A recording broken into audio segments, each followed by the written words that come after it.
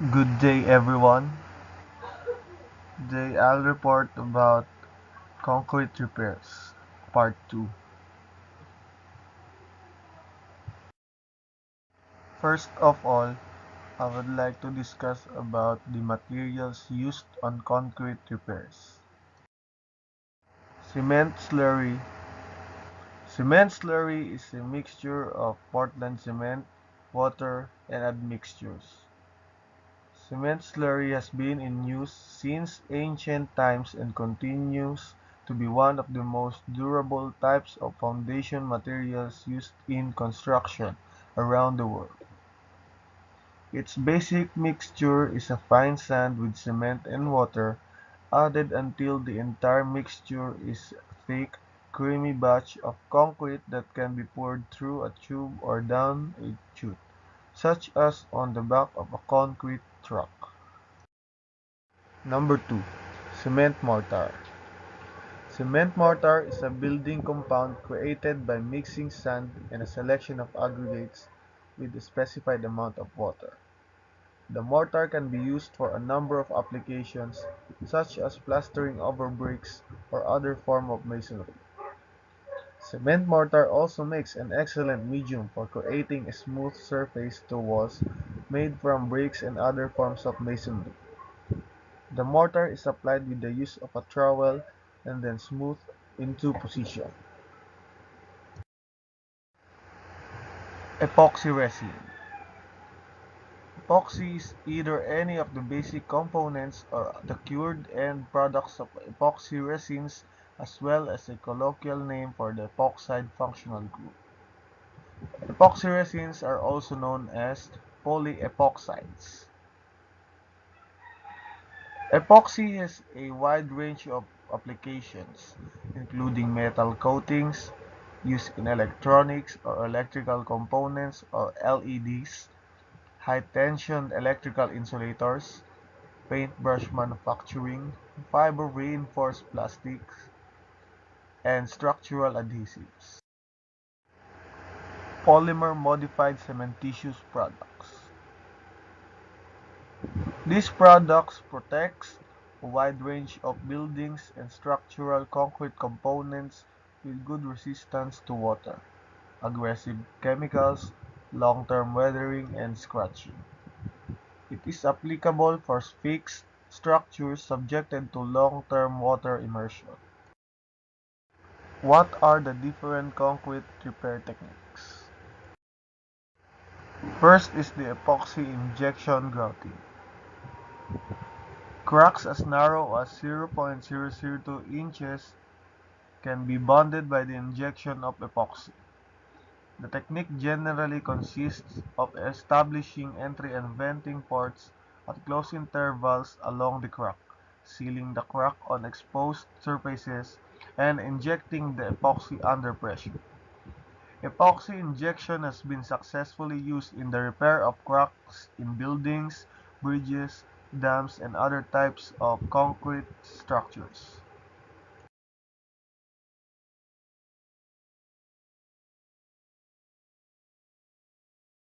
Routing and sealing. In this method, the crack is enlarged along its exposed face to form a V-shaped groove up to a minimum width of 6 mm and a depth of 6 to 25 mm. The groove thus formed is filled and sealed with suitable material. This is the illustration of routing and sealing method. Stitching. Stitching involves drilling holes on both sides of the crack and grouting in U-shaped metal units with short legs that span the crack. Stitching may be used when tensile strength must be re-established across major cracks. The stitching procedure consists of drilling holes on both sides of the crack, cleaning the holes, and anchoring the legs of the staples in the holes with either a non-shrink gut or an epoxy resin-based bonding system. This is the illustration of stitching. providing additional reinforcements. Cracked reinforced concrete bridge girders have been successfully repaired by inserting reinforcing bars and bonding them in place with epoxy. This technique consists of sealing the crack, drilling holes that intersect the crack plane at approximately 90 degrees, filling the hole and crack with injected epoxy, and placing reinforcing bars into the drilled hole.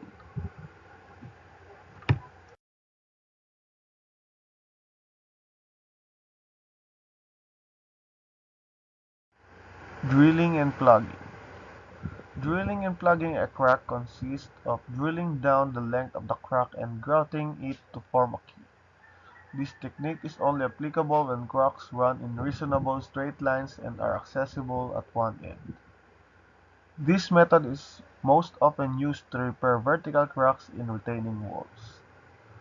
A hole typically 2 to 3 inches in diameter should be drilled centered on and following the crack. The crowd key prevents transverse movements of the sections of concrete adjacent to the crack. The key will also reduce heavy leakage through the crack and loss of soil from behind a leaking wall. If water tightness is essential and structural load transfer is not, the drilled hole should be filled with a resilient material of low modulus in lieu of grout. If the keying effect is essential, the resilient material can be placed in a second hole, the flat being grouted.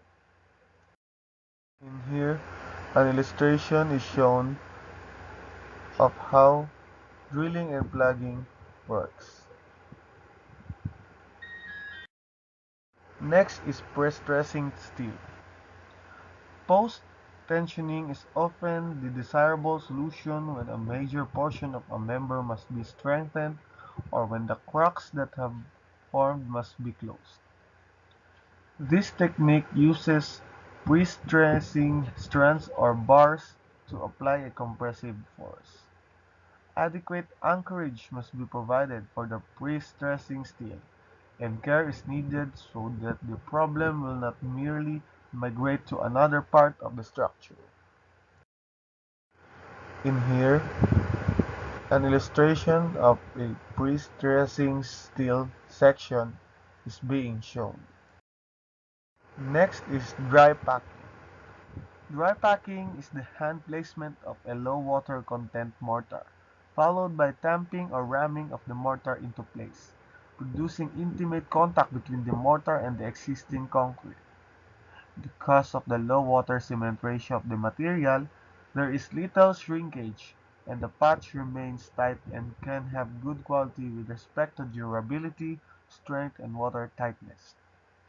Dry pack can be used for filling narrow slots cut for the repair of dormant cracks. The use of dry pack is not advisable for filling or repairing active cracks. Before a crack is repaired by dry packing, the portion adjacent to the surface should be widened to a slot about 1 inches wide and 1 inches deep. The slot should be undercut so that the base width is slightly greater than the surface width.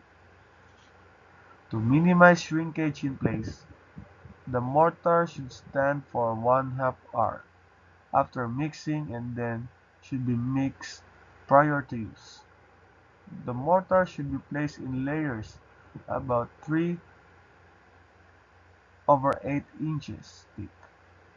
Each layer should be thoroughly compacted over the surface using a blunt stick or hammer, and each underlying layer should be scratched to facilitate bonding with the next layer. The repair should be cured by using either water or curing compound.